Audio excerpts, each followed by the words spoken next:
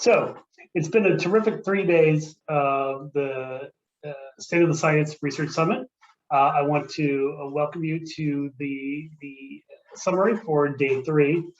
To begin with, I want to acknowledge and welcome all of our many partners who have participated in bringing this program to realization. You can see the list of the partners there on the right. Next slide. Just as a reminder, the program throughout has been supported by the NHLBI, the National Institutes of Health, and as a reminder, the content of the conversation is really solely the responsibility of the partners, NHF, and does not necessarily represent the official views of the National Institutes of Health of the NHLBI. Next slide. Just as a reminder, I think it's a good place to start in each of these wrap-up sessions is with the NHF mission.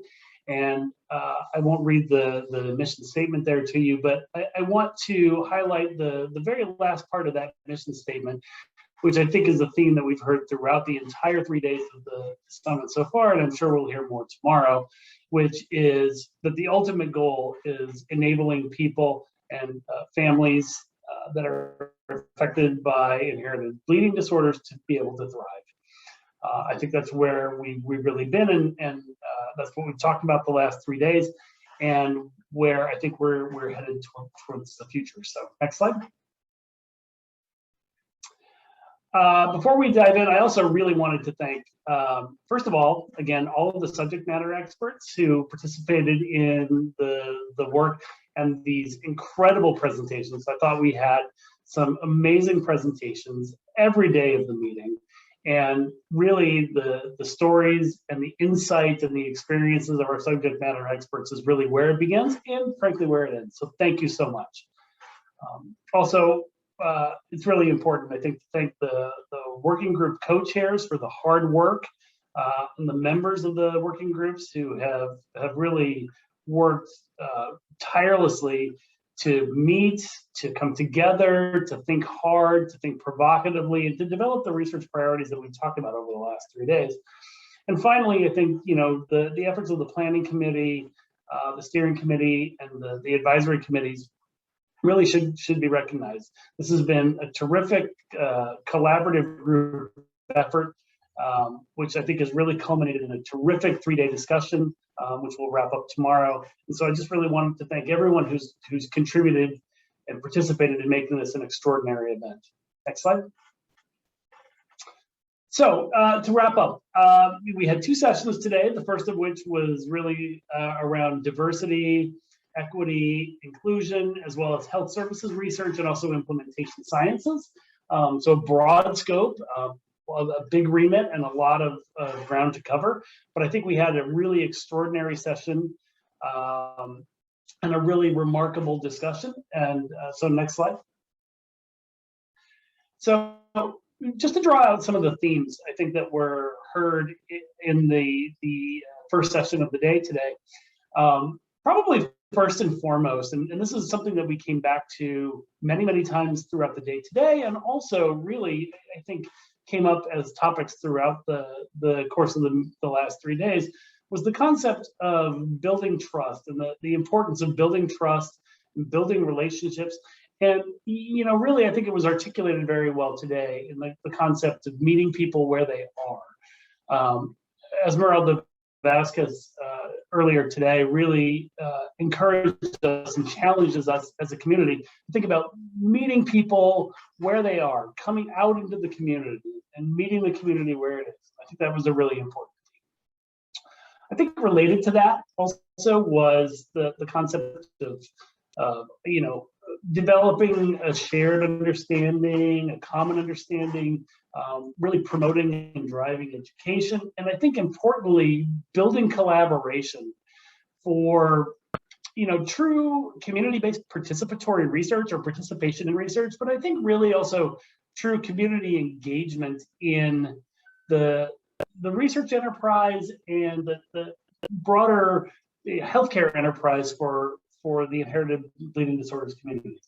And then, I think the other thing that we talked about was really the need to think about hard and develop new and more inclusive research models, to think very hard about the evolution of hemophilia treatment centers in order to be able to transform access to care and what that access actually means, and to begin to think about a realignment of our processes and priorities in order to think a little bit about more holistic care, and really about thinking about individuals as whole individuals and the entirety of their needs. So next slide. So some of the critical questions that I think emerged from today's discussion are, first of all, what is required? What are the requirements really to critically address the needs, not just of the patient as they present as a kind of an abstract entity, but really as the whole person. And to that person, what are the most important outcomes? We really need to think about how to take those into consideration. Secondly, and I think really critically, in order to be able to overcome barriers to health equity, we need to be able to identify, to recognize, and to be able to address both the conscious and unconscious biases and the systematic barriers to true health equity and access to equitable care. And finally, it's really important as we begin to think about how to deliver that equitable care, how is it that we can bridge that divide between the idealized research setting and really real world practice, how treatment and care plays out in the real world, and how do we reconcile and how do we bring that research setting and real world practice closer together. Next. So what are some of the important gaps and barriers? Well, I think one of them that really resonated with me for sure is the idea that one's zip code is a more important determinant of health and health equity than it is than their genetic code. And so I think as we think about critical research questions, it's really important to remember that the biological questions, the clinical questions are not really the only questions, and in fact maybe not even the most important questions, but it's really the questions of zip code, physical environment, socioeconomic circumstances, and that really resonated. I think related to that, it was clear from the early session today that there are very, very different lived experiences that really need to be taken into account, and too often are not, as well as cultural context, and that those create real and significant barriers to access to care, access to research, and the translation of research into real practice. And then finally, at a practical level, it was called out that one of the true gaps out there, as is often the case, is insufficient resources for research. That we really need to be able to resource research in all of its forms across the entire spectrum adequately in order to be able to answer many of the unanswered questions that will help us to close the gaps in equitable care. Next. So from summarizing the early session today, what is it that's needed? I think the panel discussion started off in a really terrific way, highlighting the need for safe spaces, right? To be able to create times, places, and mechanisms to be able to have difficult conversations. And I think coming back to this idea of building trust, it's really important that we create the space to build trust between individuals and their healthcare providers, between different communities, between individuals and institutions. And much of that trust really comes from our ability to define and to understand one another's positionality. So the creation of safe spaces was really emerged, I think, as a critical need. Momentum and accountability. I think it was really emphasized today that health equity is both a destination and a journey. It's not something that is a project to be completed, but it's an ongoing project. It's a living document, and that we need to continue to do the work, including being able to really hold one another and each other and ourselves accountable, both as individuals, locally, regionally, institutionally, and even at the national level. We really need to be able to maintain the momentum that I think we're trying to build, and we need to be able to establish accountability. And then finally, I think we need to develop and marshal resources to be able to propel research and to enable in that research, both patient and community engagement. Next. So in the second session of the day, we talked about infrastructure, resources, and the workforce development. And there are a number of challenges and I think a number of near-term opportunities that we can think about. Next. So the themes that emerged, I think, from the later session of the day was first, the idea of reimagining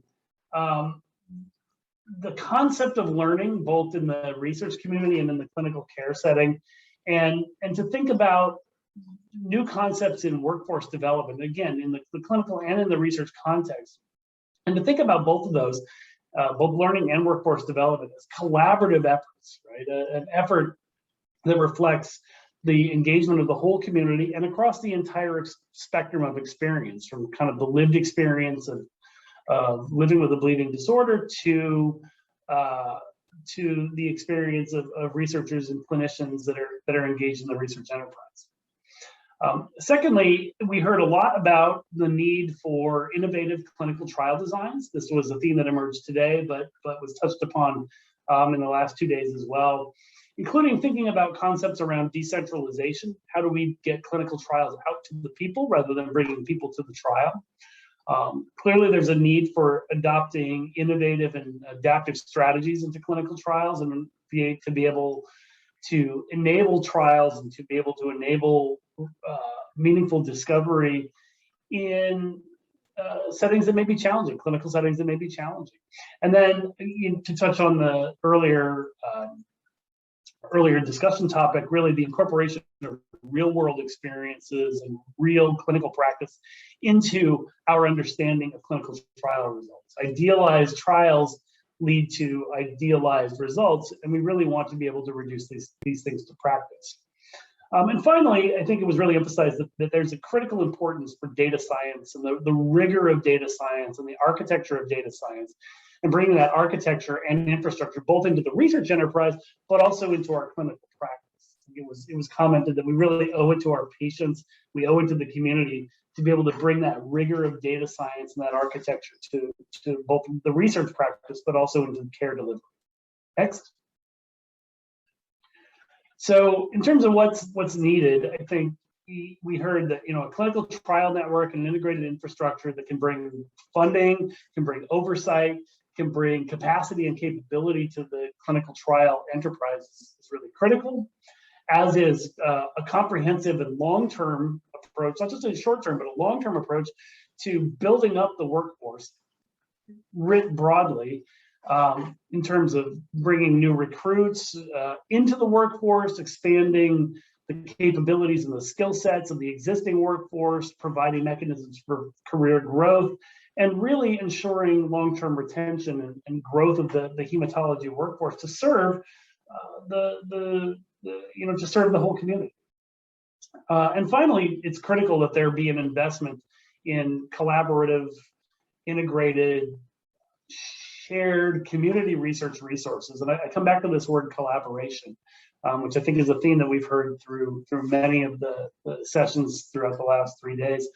And that we think about a way to build a collaborative network that really can enable the entire continuum of research, from the very basic to the very practical and applied. Next slide. So just a few key takeaways. I think first and foremost, we've heard throughout the summit so far that the patient really is and must be at the center of research, at the center of health equity, the center of health and social justice, and at the center of public policy related to public health. Again, I think what really resonated with me was that there are more important things than just the biology of the patient, and really the total circumstances, the zip code of the patient, are really an important driver of their health experience. I think we heard in the afternoon that there's a real need to learn to renavigate our experiences, renavigate our approaches to research, our approaches to clinical care, and our approaches to thinking about how we engage the community. And finally, and I think to that last point, one of the really key takeaways is the critical value of building trust, building relationships, and thinking carefully, critically, and thoroughly about our positionality. Really, I think Esmeralda hit the nail on the head when she talked about the real need for meeting people where they are. So next slide. In addition, the other key takeaways included the real need to bring data science into the clinical and research practices, to develop integrated and comprehensive clinical research networks, and to innovate and to evolve the training and the workforce within that research setting. And finally, I think collaboration, is a critical word that we've heard the last several days. Collaborative, centralized research systems and research infrastructure are going to be the vehicle that enable us to make significant progress against these research questions. So, final slide. I just want to end with the key themes that I think patient centricity, trust in relationships, and this idea of both centralization and decentralization are critical themes that are taken away, not just from today, but from the last 3 days. And so finally, what can we expect tomorrow? Next slide. So tomorrow, please tune in. We will have a summary of the workshops. We will talk about the next steps, highlighting the major themes and talking about how it is we maintain momentum. And look forward to a really robust panel discussion that could talk about the major research priorities, the priority research areas, and really begin to turn our attention to how we implement a plan to advance the research and address these high priority areas. So I thank everybody for your participation today. It was another terrific day of the State of the Science Research Summit, and look forward to everybody's participation tomorrow to really address how we go forward.